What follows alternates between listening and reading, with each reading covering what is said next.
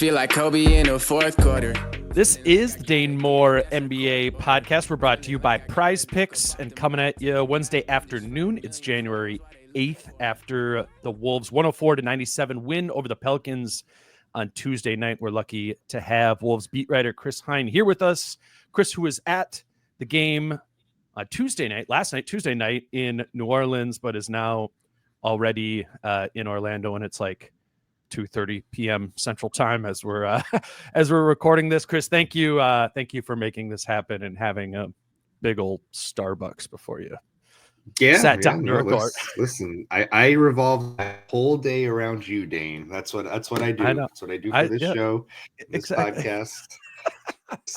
Schedule the flight, get the Starbucks, get the caffeine boost, postpone the nap, postpone my laundry, all the shit that I have to do.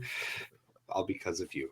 Thank you. Yes, we appreciate you. I'm sure you booked this flight like 3 months ago with me in mind. That's exactly what yeah, exactly. Yeah.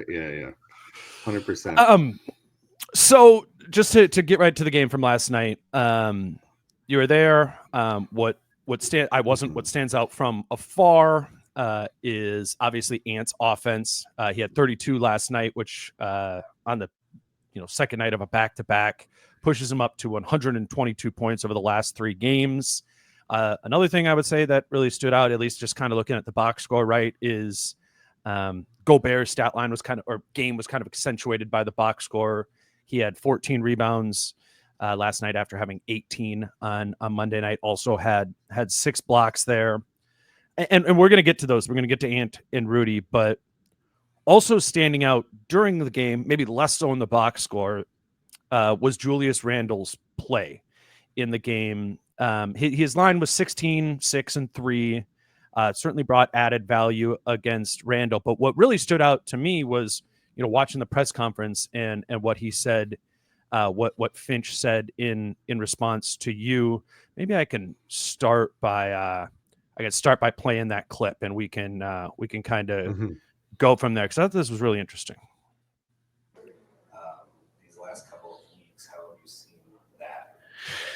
Yeah, I mean, I got a lot of respect, admiration for Julius. I mean, his shot attempts overall are down from where he was in New York.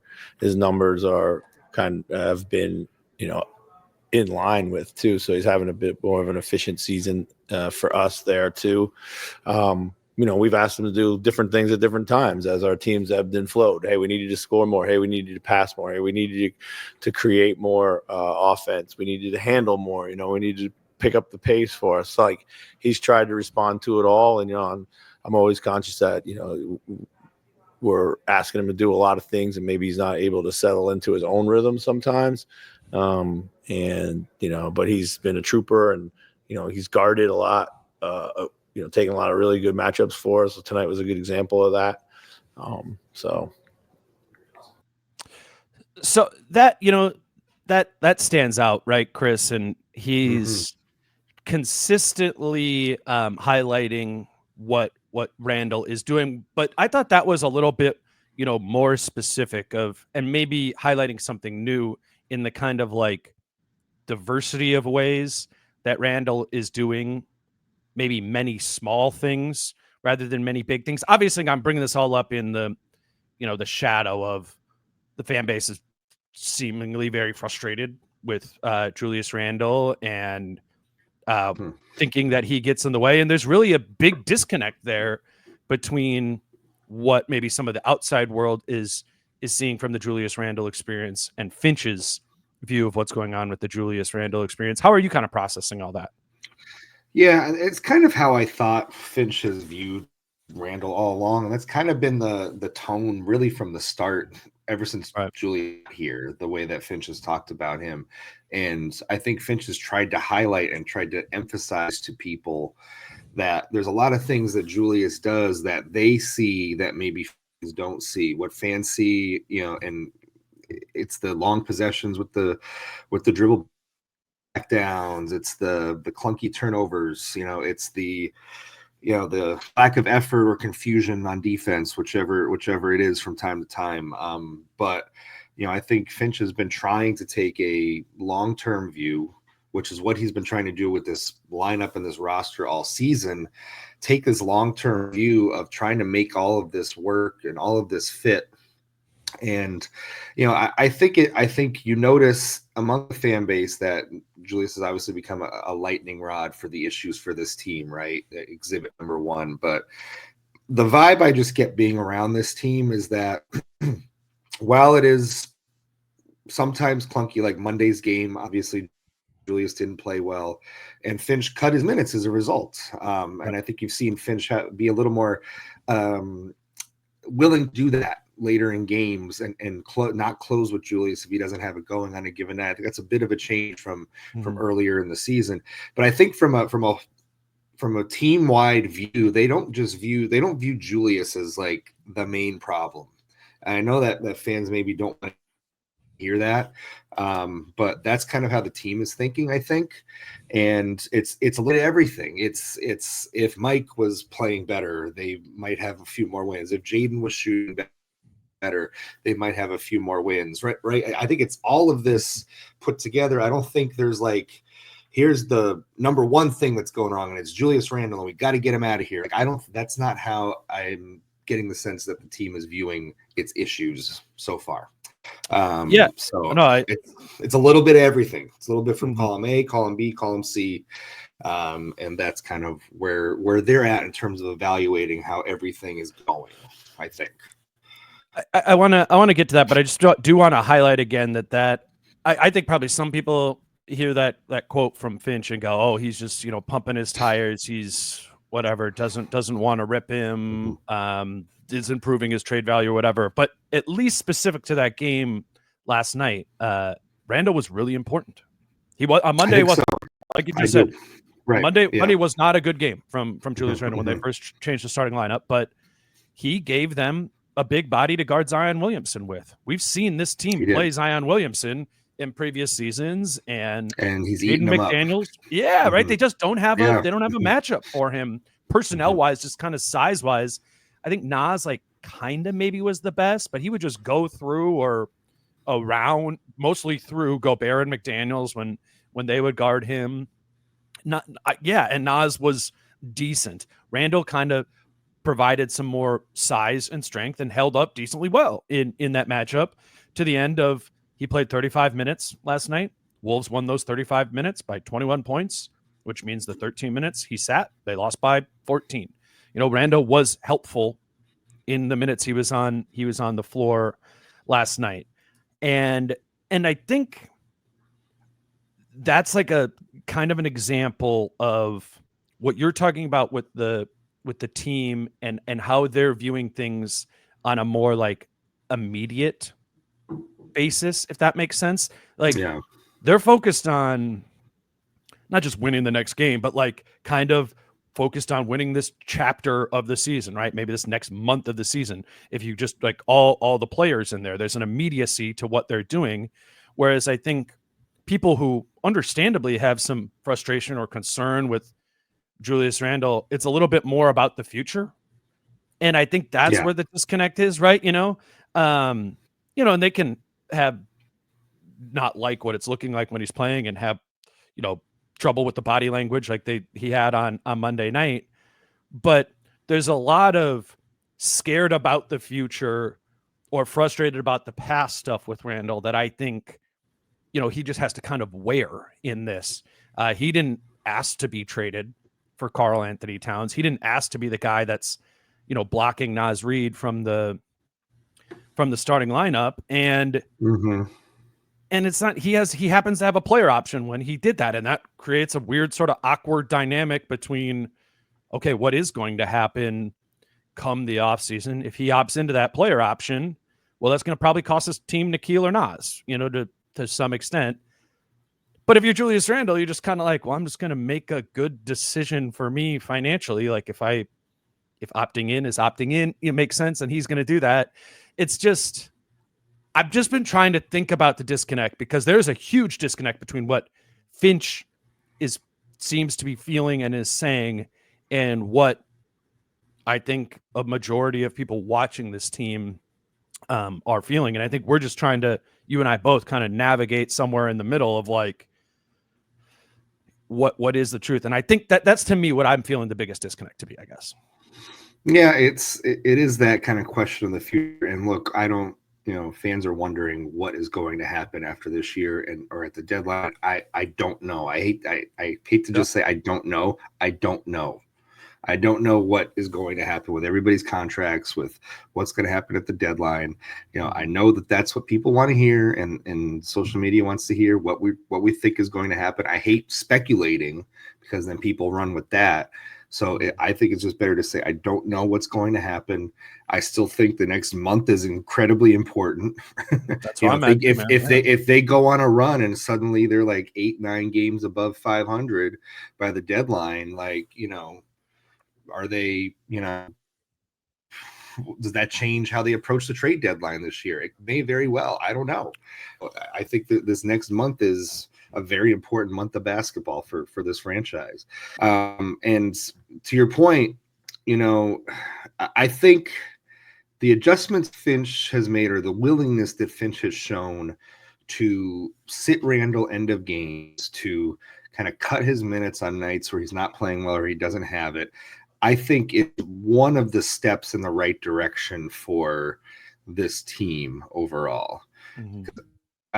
I think that's part of the frustration, is like on a night where Julius was obviously is hurting the team more than he's helping, Finch would go back late in games. Now, if Naz has it going, Naz is playing, and Finch has done that up and down the lineup. We've seen him sit Mike and Rudy late in games. Last night was not. He went back to the original starting lineup for a good chunk of the fourth quarter last night. So I think that's one of the things that we haven't really discussed much this season is Finch is no longer locked into 5 guys closing the game. He really has shown a willingness to ride the hot hands, and whoever's got it rolling that night is going to close the game. He used to talk about doing that, but never really did it. Now he's actually doing it. And so I think that's a significant change just in Finch's adaptability as a coach that people have been calling for, and he's finally adjusting to. Yeah, I think that's been the not changing the starting lineup for the first 34 games made it seem like Finch was being maybe a little bit more rigid than he was, right? Because we've seen many different times throughout those 34 games, kind of the rotation behind those starters change. Different groups of guys, playing with each other, and different closing lineups. Conley in the closing lineup, not in the closing lineup. Rudy closing, Rudy not closing. I mean, remember even like 2 years ago, we'd be on Media Row, would be like, "Whoa, Rudy's not out there." Right. Now we don't even think twice if Rudy's not out there on a certain night or a certain matchup. Yeah. Or Julius, or it's it's gotten to the point where it's kind of like Naz, where you're like, oh, Naz is. I feel like Naz was always like the fair barometer. It's like, oh, he's playing really well. Like maybe he's like gonna close this out here. And I think the rest of the players are more often being treated like that, whether it's the hot hand, like you said, or what Finch said in his press conference afterwards was like, it was about matchups and you wanted to do that. I just like the Wolves or whatever team having a flexibility that you can go to in those situations. I think it's just necessary in the NBA today, maybe even just from a matchup standpoint of like this group that they have out there presents something different for us. And I think we're seeing more of that. Another Finch thing from the game, another thing he's really been ridiculed on, kind of over the entirety of his tenure. I would say fairly to some extent, is an unwillingness to take timeouts. He's kind of been a let them play through it kind of coach. Going back to that Memphis series in the playoffs a few years back. Last night, big timeout, turned the game around. I don't know if it was him, I don't know if you get a golden star for calling a timeout there, but he called a timeout after the Pelicans started the 7-0 run. Third quarter, 7-0 run, and they needed a time. They needed a timeout, and I think from your reporting, it It sounds like it was quite the time out there. And I mean, I was sitting. So to give you an idea of New Orleans, you're sitting at the top of the lower bowl in the media seating, and I was. It's one of the few times I actually get to sit next to Alan Horton as he's broadcasting the game, which is always a treat for me to kind of hear Alan along with the game that's going along in front of me. There's only a few arenas that happens in, and New Orleans is one of them. Portland, so shout out there. Portland as well. I couldn't hear him; we was too far down. I was a little. I'm literally sitting. I'm literally sitting next to Alan last night, so that's cool for me. That's very cool. But anyway, so during that timeout, I just am watching the huddle. And Finch, and as they normally do, the coaches go out to the free throw line. Players have a few moments to kind of rest up, get a drink, talk amongst themselves, and then Finch comes in the huddle. I just saw Finch sit down, and you could see him almost like he's motioning, he's angry, like furrowed brain. You could see it all even from that far up. Like you see how mad he was, and it's like, I was like, I took note. It's like he's pissed. I haven't seen him this pissed in a timeout. In a long time. Now, granted, we don't always get to see him in timeouts because of the angle that we're at, but this was just clear as day. He was ticked off. And rightfully so, man. Rightfully so. That was a terrible opening to the third quarter. And it lit a fire. I guess it lit a fire because they then went on what I think was the game-defining run 19-2, after that, and they took control of the game and never gave it up after that. So. Yeah, I think that was a moment that happens in the course of a season, and the players, I think, responded to it. Let me grab our first break here. We'll keep going. Today's show is brought to you by Adriana Lonick at Coldwell Banker Realty. She is licensed in both Minnesota and Wisconsin. And if one of your maybe New Year's resolutions is to buy or sell your home, that begins with finding a realtor. Adriana has been a longtime sponsor of this pod with Coldwell Banker. And we would love if you are in that stage of life, considering buying or selling your home, to just take a free consultation with her. You can do that by going to the dancingrealtor.com. That is in the show notes, as is her phone number, 715-304-9920. All you got to do is you can literally send her a text and say, hey, heard about you on Dane's show, interested in booking a strategy session, and that's going to get the ball rolling for you in your home buying or home selling experience. And if you do sign up for a free strategy session, you will be entered to win a set of tickets, lower level tickets to a Timberwolves game this season. So again, dancingrealtor.com. Her name's Adriana Lonick, 715-304-9920. And then also quickly, today's show is also brought to you by Prize Picks. And in a few hours, we have the Thunder and Cavs game. So I was kind of looking at that there. That'll be just a fun game to watch. And if you're listening to this quickly before that, you can get a Prize Picks lineup in there. Two that I like are the combination of Jared Allen and Isaiah Hartenstein to combine for more than 22.5 rebounds in that game.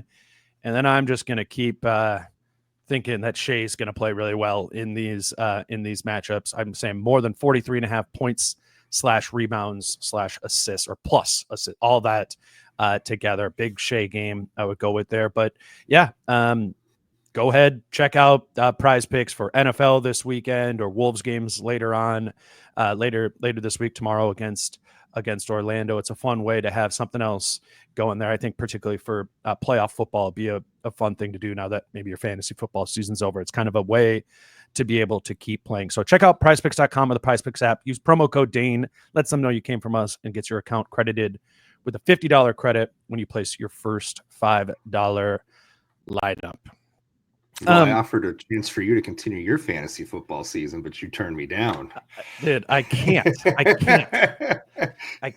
do a. I offered Dane a spot in a friendly playoff fantasy football challenge league, and Dane just shot me down the other day. Yeah, because you guys all know exactly what I would have no idea. I would be donating, and this is how you learn. You pay $25 the first year to just learn. You learn, and then maybe year two you can be competitive. Yeah.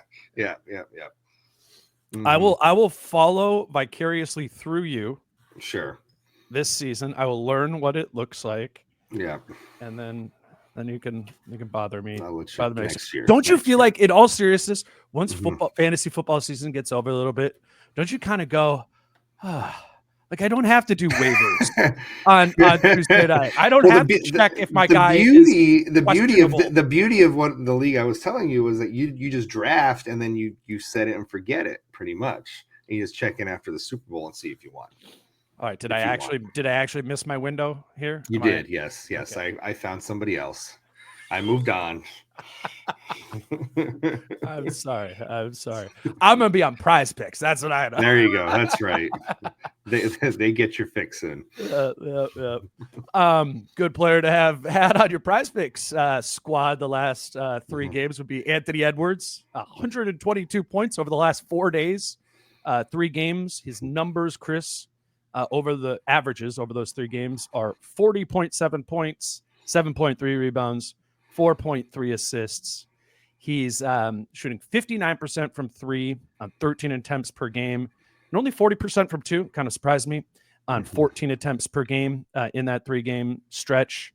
But he's he's turned the corner. He literally and figuratively, he's really leveled up and kind of reminds me of those first few games once Cat got hurt last year at the end of the season, where it was just like, nope, I'm taking over. He has taken over. It hasn't just been scoring. I know those assist numbers doesn't look crazy, but we've seen him be getting off of it as a playmaker pretty well. I guess you haven't been on since this started, but so I just kind of want your overall thoughts on what's gone into him turning this corner, but 2, just anything additional you picked up last night. It seemed like he didn't talk to the media again after the game, right? Yeah, no. I think I think Mike had the quote the other night from the Clippers game, like kind of about the cadence of the game and just kind of knowing when you need to go, when the team needs you to get them more involved, and just finding that right balance of how the other team is defending you and in a given moment. Like, that's what I think it boiled down to during the parts where he was struggling, is he didn't quite know. And look, maybe that had something to do with the starting lineup, and I don't know, just it was just a weird mix in the starting lineup, right? Sure. And so maybe that was affecting Ant a little bit. Obviously, the 53-point night came with the old starting lineup, but the last 2 games where he's played better, got off to a really good start last night, has come with the new starting lineup and playing with Dante. Maybe there's a little something there, a little different energy in that first unit that Ant has just responded to. And at the same time, I'm also not surprised that he ended up saying what he said and then having the 3 games that he did after complaining about all the double teams. I feel like it was almost like a I don't want to say a catharsis to get that off his chest, right? But maybe it just refocused him, or that game just maybe refocused him in a way that he needed. And long season, 23 years old. Maybe Charles Barkley saying he regressed got to him. We've seen some clips now of him like mouthing, "They thought I fell off." I saw that one the other night, so maybe there's a little, F the haters going on right now, could be a little bit of that. So I think it's a little bit of everything. And look, it's not as if he hasn't faced double teams before and been successful against them. It's just getting back to the principles that what the team is telling you, finding that right balance in the cadence of the game. I'm not surprised that he bounced back the way that he has. That's what star players do. Right. I have that quote. Sorry, I don't have the clip of it, but I have the quote of Mike Conley said about Ant. He said, "Yeah, and I've talked to him about this since I've been here. The cadence of a game. Sometimes I've been a part of times where I've had to defer and pass for the first quarter and a half, and then the second half is like go time. Go shoot it 5 times, 6 times in a row, whatever it is to get into a rhythm. But get your guys going first. See if we can get stuff going. It doesn't mean don't shoot it, but shoot the ones that are available, open, good for you. No reason to force anything early. get guys involved like he did. We've got a great roster around him and take advantage of it. Now, I would say last night he just kind of got his going early. But he's going early, but they also kind of left him open for a couple of those threes, and it's like, yeah, keep shooting. Like he was 4 for 4 from 3 in the first 5 minutes of the game. Yeah. So, yep. But those are good shots. Maybe to Mike's point there from that quote, like it's not. He wasn't forcing those. Yeah. Yes. Exactly. And I think there's been more, but I mean, I just think it's like to this coverage, right? Or just added attention defensively if you're a player of that caliber. It's kind of like we like the video games we played when we were a kid. It's like you got to be able to beat this level and this level and this level and this level. And I'm serious. There's all these different things, based on what the coverages are. Like, can you figure out a way to be able to split the double team? Can you find a way to get to the middle, but the gap help comes and then Jaden's in the corner when they put 2 on the ball there and leave Rudy open? What do you need to do to be able to pass it to Rudy as he's rolling, but in a spot that's good for Rudy to be able to catch it? And I wouldn't say Ant has like checked off all those boxes and I'm like, oh, he's got every single one of those figured out. Mm-hmm. But we can kind of think of a lot of the many different things he has to do against intense coverage. And just over these last 3 games, we could point to a possession of him doing all of those things right at least once. The hockey assists in that Detroit game, right, when he had 53, those stood out. I thought a couple of the Rudy ones there. And then if they or don't commit in that sort of way, finding his own and doing it quickly, like he's put together good tape over these last 3 games of what it is he needs to do against every look. And I think he was just, after that Boston game, that was like playing that video game on All Madden, right? Just kind of like the degree to which they're going to make it difficult given their personnel. And I think he was just frustrated. He's like, man, I played this level like 15 times in this game and I couldn't beat him, and then comes the catharsis of kind of just getting that off your chest. But it's been a really encouraging stretch for Ant. And to me, it's not just about the 41 points per game that he's averaging over the last 3. And if it's not about the 41 points per game, it's a pretty good sign that, things are moving very much in the right direction for him. So yeah, shout out Ant for kind of turning the corner there. And I mean, look at what, after the Boston game, look at what he had happened that week. Like he goes to Oklahoma City, Shea puts up 40, Oklahoma City wins, best team in the West. Then the best team in the East, defending champions, come in, also one of the best defenses, and they limit him too. So 2 games in a row against, possibly the 2 best teams in the league, and they limited him. And he watched as Shea and Jason Tatum had big nights against him, and obviously he was feeling some type of way about that, And but again, I'm also not surprised, given what we know about him, that he has answered the way that he has the last 3 games, that he has kind of regained the fun, so to speak. And, Ant is who he is. He's always been authentic. He's always been candid, with us. It's one of the things that people really like about him is that he's genuine and real. And also I don't think when you hear Anthony Edwards venting or whatever you want to call it in a post-game media session, you don't have to jump to the conclusion that he's going to want out, or that Rudy is a problem. You don't have to jump to these massive conclusions because Anthony Edwards vents for 5 minutes in front of a camera. Right. Like, you don't have to do that. It's a long season and these things happen. And it's nice when athletes feel that way in front of us in the media, and they let us in on what they're thinking and what they're feeling instead of just, giving us the same canned answers. So, I think it's a moment in the season that he was able to overcome and come back from, and it happens. It happens when you're 23.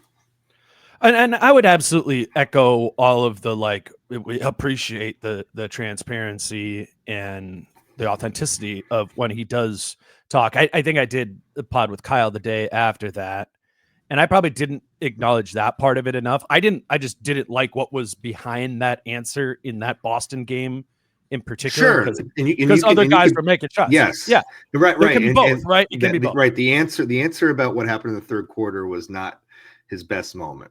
Right. Yes. It wasn't. Yeah. That's true. But again, it's real.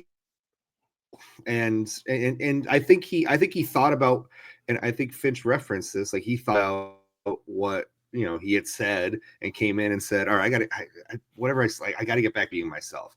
And we've heard him say things that he later takes back and walks back a little bit. Like, Jace made the point the other day in what he wrote about, year 2 of Ant, when he was tired of having to go to the rim all the time, and he was complaining that he was the only one on the team that could. And then he came back like a few days later and said that was loser talk, right? What I said the other day, that was loser talk. And I think he hasn't spoken since the Boston game, but I think his play has reflected that. I think he thinks what he said after the Boston game was a little bit of loser talk. Right. So that's the sense I'm getting. Yeah. And whatever it is, the play has spoke for itself. It has been extremely impressive. And I don't know if this comes off as a nitpick, but it's just, and I sent this to you looking at the second half last night. He goes 0 for 2 from 2-point range, does make 2 of his 3 threes. Did really seem like he ran out of gas. I think he did. Yes. And that's, I'll just start with one, that's totally understandable. Prior to that game, he'd had 90 points in the previous 3 days in a different city, or 2 different cities. 2 different cities. Yes. That home game was essentially a road game. Yeah. Exactly. So I'm like, mm-hmm. Don't, ran out of gas, then kind of because he was out of gas, like made that kind of behind the back dribble thing that got ripped and could have cost him the game. We can, again, it's one of those things we can acknowledge both. Ran out of gas, but that was also cost them the game. I'm thinking about it more just from like an overall gas in the tank standpoint with him, right? There is a lot on his shoulders this season, a lot that he needs to carry, a lot of energy he needs to use with that. And I'm thinking about him running out of gas in the second half last night and thinking about how after the Dallas series last season, he was like, hey, I didn't have enough gas in the tank, and fair question. Yep. You know what I'm saying? So it's like, I'm thinking about it more in the regular season sense of how do they make sure that Ant has enough gas in the tank throughout this season? Because as we were talking about, it's a rough January from a travel standpoint. There's going to be a lot of those different cities and 3 different cities in a week sort of thing. And I don't really have like a take on it of, what he needs to do or what they need to do. It's just, we are now at the midway point of the season, and some of that endurance and helping him out to get through that, whether it's from Finch's standpoint or from his own standpoint of like, I don't know, just making sure that he has enough energy to be able to do that. Have you thought about that at all? I haven't. It didn't really enter my mind until you just kind of brought it up now. I just kind of chalked it up to this being a tough back-to-back. That should be the focus. That is the focus. But I thought about Dallas. It crossed my mind. Yeah, and it's hard to say like what is the difference in fatigue on a Tuesday night in January versus the overall mental fatigue of 100 games and 3 playoffs, right? Like I don't know what the difference is in the mental and physical toll there. But the obvious answer is to just try to find more time to sit him and make sure he's a little fresher on, situations like this, and maybe give Josh Minot more run at various points, in that 9th man role.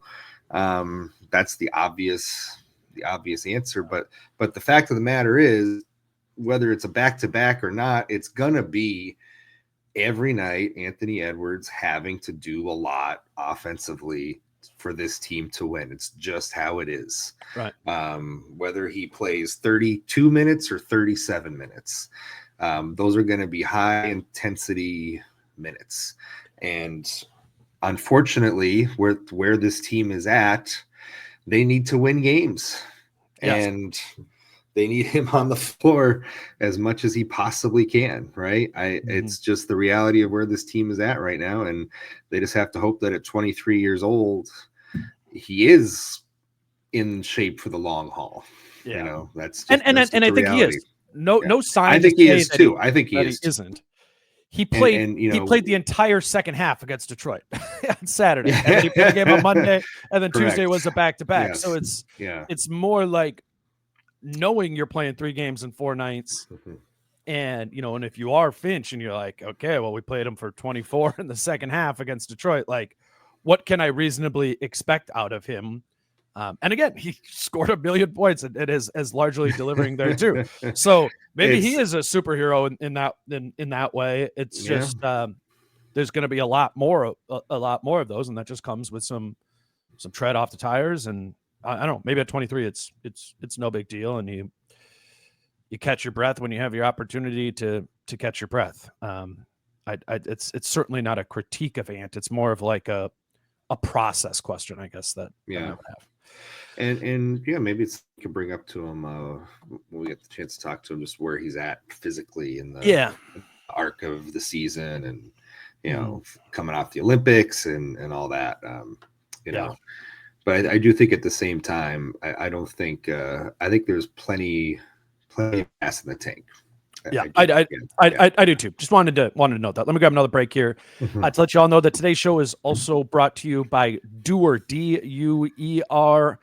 Duer has pants, Duer has jeans, Duer has shirts, all sorts of gear. I've been telling you about their pants that I have that I wear often to work, to dinner. They are the type of clothing that is both formal, but also is extremely comfortable, which I think is the ideal type of clothing, at least for me to be wearing in my life. And I think as we were talking about New Year's resolutions at this time of year, like one of those things that it could be is like redoing your wardrobe. And if that is something that you are thinking about in your life, I really would recommend trying out Duer and making them be a staple of your wardrobe. You can just start by buying 1 or 2 things, but if you're like me, you might find that this is the type of clothing that you're going to want to have numerous items of. So you will find me in my Duers this year. If you haven't ordered your own Duers yet, now is the time to update your wardrobe. Check out their flagship stores in LA or Denver. You can shop online at shopduer.com/DaneMoore. Again, that's in the show notes. Right now, my listeners get 20% off their first purchase when they use my exclusive URL, shopduer.com/DaneMoore. This is a great deal. Don't wait to get 20% off. Go now to shopduer.com/DaneMoore. All right, Chris, the last big thing I had from that game last night, and I'm curious what the kind of locker room environment was around Gobert's game. I thought he really established a presence in that game. He had 18 rebounds on Monday night, but then again last night had 14 rebounds, and the thing that really pops is the 6 blocks. His rim protection was there. It was special, and it was in a matchup when they needed it, right? They needed rim help when they're playing against DeJounte Murray, who can get downhill, get to the basket, or get to that mid-range, get a couple blocks on him. CJ McCollum can do that too. He had at least 1 block on CJ McCollum in the mid-range. And then you just need additional rim protection when Zion's out there. I thought Rudy really nailed that, and I know Finch was complimentary of that afterwards as well. Yeah, and Rudy's quote after the game, which is, I think, indicative of where this team is at, which is for this team to get where they need to be, Rudy's got to on a night in, night out basis, and when he's not, and maybe Ant is struggling to score, it looks like what it did last week, right?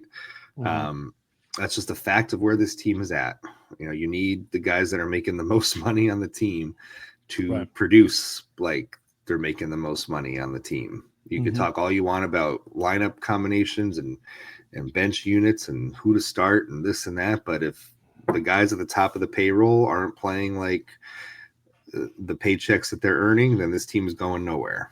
Right. But nights like last night, when they're able to get it together, and the night before, like, you know, this team wins games. It's not rocket science in some ways. You know, you have the defending defensive player of the year, and if he's not playing up to his standard, yeah, this team's going to struggle. So, you know, him reestablishing that, I think right now Rudy's at the point in his career where it's a matter of consistency. How, you know, he can get to these levels. He still has this in him, right? But it's a matter of how often is he going to get there as he ages, right? How many games out of 5 do you get that kind of performance from Rudy Gobert? And that's where he's at, and that's where this team is at right now. And I'm looking forward to his next great game in a matchup that I might not expect it in. You know what I'm saying? Like against the Knicks. You know, he didn't play well against the Knicks or against Boston or against OKC. And he's going to have another opportunity against Cat in New York next week. Cleveland, they play next Saturday. Memphis this Saturday too. You know, like, those aren't games that I go into it being like, I'm pretty sure Rudy's going to have a big game here. Those are games where right now where my thinking is like, you know, I don't know, like these teams might be able to hurt him in X, Y, Z way. And what I thought with the game last night, and in particular in guarding Yves Missi, is I just felt like that was the perfect type of matchup for Rudy. And like, maybe a lot of people don't know who Yves Missi is and are like, oh, cool, he had a good game against the Pelicans center. The Pelicans have 7 wins, Dane. Well, Missi's like the favorite to win Rookie of the Year right now. He's having a good season, and he's good at specific things and then just doesn't do other things. I thought it was like a really good representation of like the type of matchup that Rudy's awesome against, right? Missi's not going to pop for threes. He's not a 3-point shooter. So Rudy can just play that drop coverage all day. He can be at the rim, blocking shots. He can contest those mid-range shots without really like the fear of CJ McCollum driving in, kicking it back out to Missi, right? Like Gobert can live his Utah life, just like kind of at the rim, blocking those shots. Also, Missi's not like Şengün or Sabonis or Zubats, where they're going to really like post him up, and which those guys have hurt Rudy at times this season. And it's also a matchup where, again, because it's a non-shooter, he can really help somebody like Randle or whoever at the rim as a help guy, because again, all Missi's really out there doing offensively is getting offensive rebounds. And if Rudy does a good job cleaning the defensive glass, he's going to have a good game. And I thought he really delivered in that specific matchup. Now what I'm wanting to see is like, I would have been able to guess that you would have had a good game against Missi. That isn't to take away from it. But what about the teams, again, like Cat or Jaren Jackson Jr.? Like, what are you going to be able to do against those guys to limit them? And that's why I think it's more than consistency. It's like being able to do it in different ways, if that makes sense. Okay. Yeah. No. 100%. You know what I'm getting at? Like, it's a very different matchup. It's how do you attack this matchup versus attacking that matchup? And it's not just a matter of him getting to that level. No, I get it. I mean, Memphis will be interesting because Ja is still out, right? So that could change some things in how they match up in that particular game. And Cat's going through some injury issues at the moment too. We'll see. Yep. Yeah, he didn't play last night. I don't know if he's playing or whatever.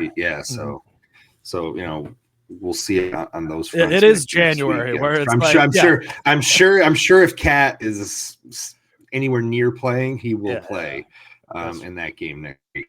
But you're right. But this is, you know, and again to our point from earlier in the podcast, if a matchup is bad down the stretch and Rudy's having a rough night, he's going to be off the floor, and it's not a, you know, it's not a total indictment on him as a player as it seemed to be a few years ago. The whole play Rudy off the floor narrative, It's just, again, it's where this team is. It's where he is in his career as he's getting into his 30s now.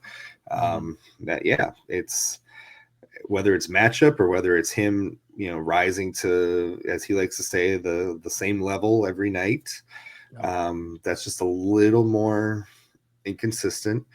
We've seen those kind of matchups and the ways that people are able to kind of stretch him around the floor a little bit, get him out of that comfort zone is different. But I think the Wolves have also done over the last couple of years, and especially last year with the scheme that they were running, given him the tools and the ability to know that he can succeed in some of these more difficult matchups, and they can fill in gaps behind him to more of a low man style instead of having him, always dropping. So, I think it's a little bit on him too to know that if he has to be aggressive on a given night and play more outside the lane, that he can do that.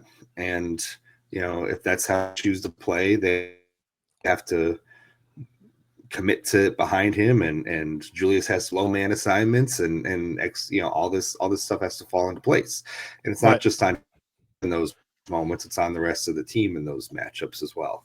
That's a good point. It isn't just him. I guess what I'm thinking of is like the ones like okay, so it used to be the narrative, even if it was incorrect, of like, okay, get Gobert on a switch as a guard, and if he has to guard in isolation, they're going to play him off the court. That never was true. Certainly hasn't been true in his Minnesota time. Gone into that in length. There are ways now, though, where he's getting played off the floor, and it's about the 5 that he's guarding. We all can run the highlight reel of like Şengün just going at him in the post and just scoring, one-on-one post-up situations. If I'm Rudy, I'm like, all right, that's what I got to get better at the second half of the season. How do I become a better individual post defender against good post-up players? And then when it is a stretch 5, how can I be better about guarding that guy? Those are actually the areas, in my opinion, where it's not like he's getting played off the floor, but getting closer to playing off the floor. Or to your point, maybe they will just take him off to do something that they feel is a little bit better, like having Naz out there at the 5. So I mean, how did they get back in that? How did they get back in that Houston game? Rudy wasn't a part of that big comeback. Exactly. Right? And so that's what if I'm Rudy, if I'm Finch, or I'm, his position coach, I'm like, hey, Rudy, these are actually the things. These are the specific things, and it's not about guarding a small. It's not actually about getting out and moving your feet on the perimeter. It's about doing center stuff. And again, last night, I think he did the center stuff great. It wasn't that specific center stuff that is kind of his weakness, which is getting out onto the perimeter to defend a 5 from popping and defending a 5 in the post. If Rudy has a great second half of the season defensively, I think we'll go, remember how Şengün was just destroying him in the post, or Sabonis was at the beginning of the season? That didn't happen in the second half of the year. Like that's the growth I want to continue to see from Rudy, because I know in these type of matchups, when he's put in those situations that you're talking about, where they let him roam and he has the freedom to be able to do that, he's great. He's always great at that. What else can you be great at? Because this team is 19-17 and clearly needs more from their best players, kind of like Ant has shown more over this last week. What more can you do, Rudy Gobert, even defensively? And I think when he does that more stuff defensively and it's clicking, he's better on offense too. So I don't mean that to be like Rudy certainly didn't play poorly. It's just these games remind me of how special he can be defensively, and what are the keys to the consistency. And I think the keys to the consistency are being able to do different things at a high level. And yeah, I wouldn't rule that out from Gobert being able to do those things, because we've seen them before. Does that make sense? Yeah, it makes sense. I hadn't really thought of it in that way, but the Şengün example and Sabonis going after him are perfect kind of archetypes of that.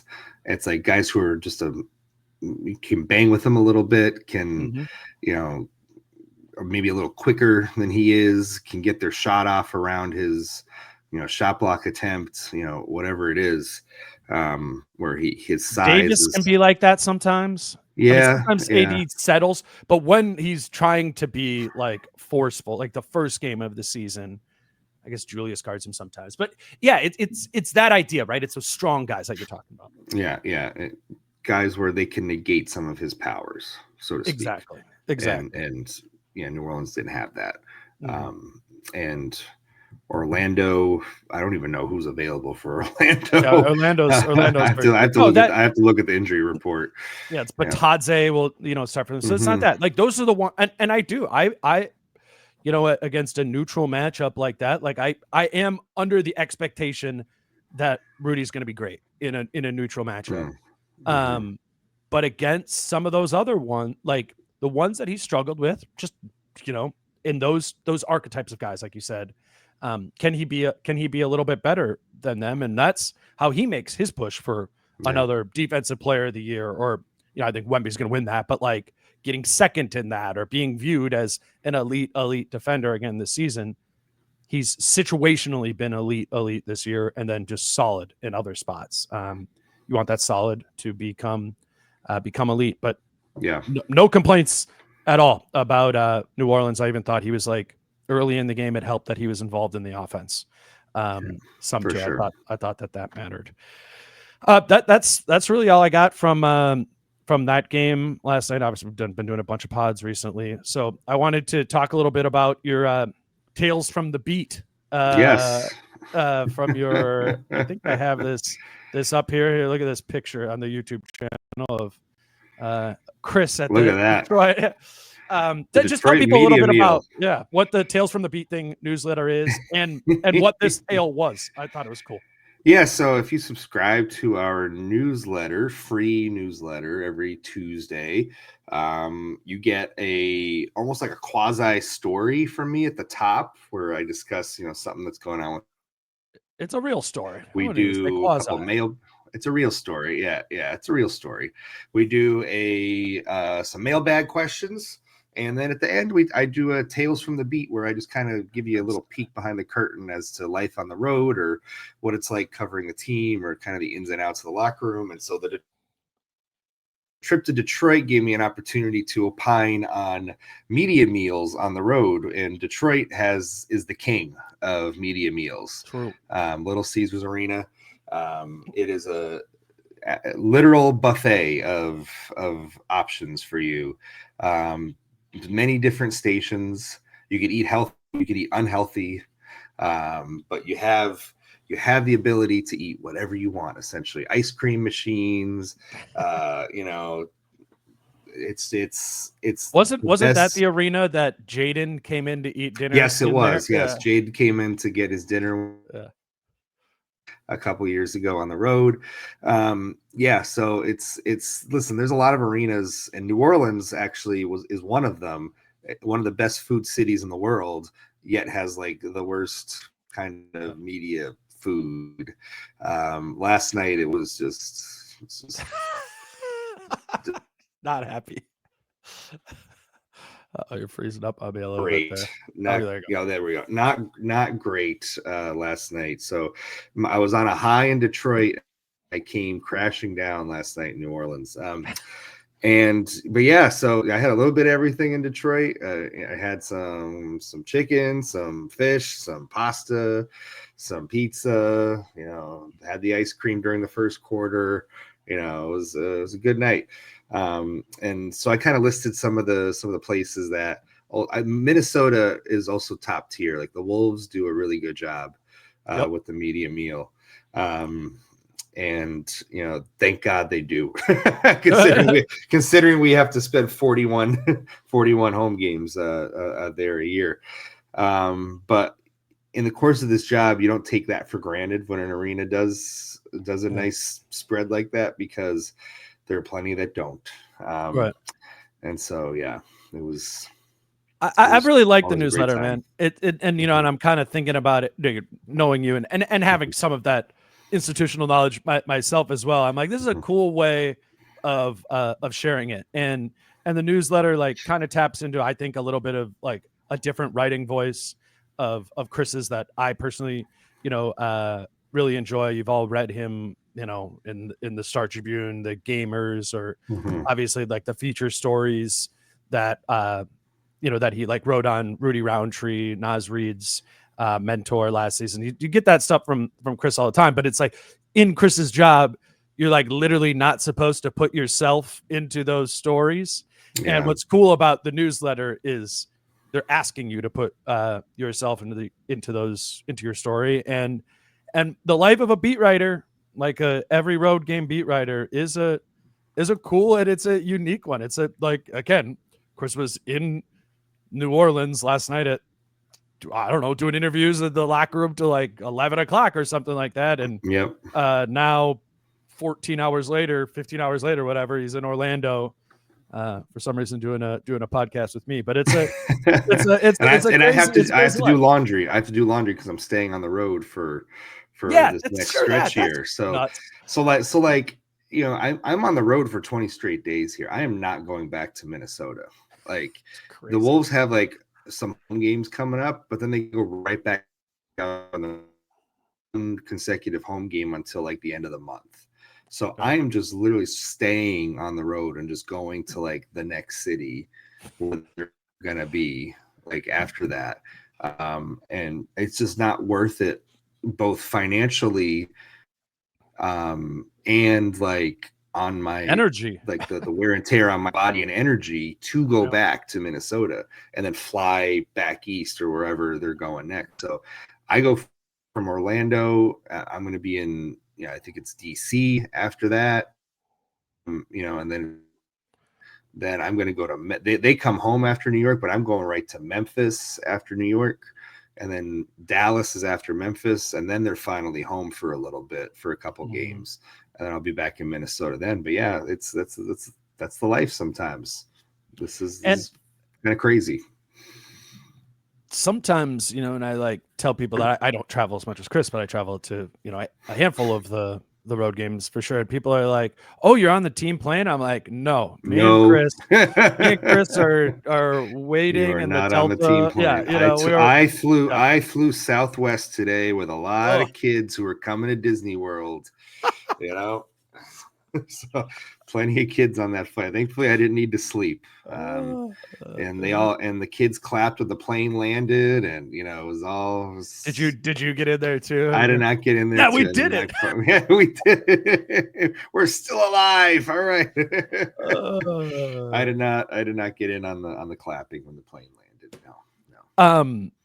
Do sign up for the newsletter again. Like Chris said, it's free, and maybe you aren't a subscriber to the Star Tribune, and you haven't been reading. Chris is a good. It's a gateway drug to his subscription writing, where you can read his gamers and features. That you've heard us talk. You've heard Chris come on here and talk about 50 different awesome stories that he's written over the years, and a lot of media, and obviously I'm a culprit for this, is moving in a direction like this, online, YouTube, podcast, whatever. But it is a critical part. The reporters are a critical part of us being able to have anything to talk about. So we obviously appreciate you for that, and I'm enjoying the newsletter, Chris, and I hope that all of you sign up for that as well. You can find that the link to that. It's on Chris's Twitter. I'm sure you can find it on the Star Tribune website as well. Literally, you just put your email in there. Or just Google Timberwolves newsletter, Wolves Weekly, Timberwolves newsletter, Star Tribune, and it'll pop up. Not that hard to find it. Just enter your email in there, and you'll get it on every Tuesday. Love it, man. Love it. I'm really enjoying it. Again, you guys can follow Chris on X at Christopher Hine. I'm at Dane Moore MBA. Next up for the show will be Kyle and I on Friday morning, recording off of the Orlando game that Chris will be there at. So you want to be following Chris on Twitter there. I think he's going to be the only reporter on site in Orlando, and reading his game story there as well. So appreciate you coming on, making this work, Chris. Until Friday with Kyle. He's Chris. I'm Dane. Peace out. How I'm feeling, man, I hope it never stop, yeah. Green and hot so you can find me in the crowd, yeah. Don't let standards ever bring you down, yeah.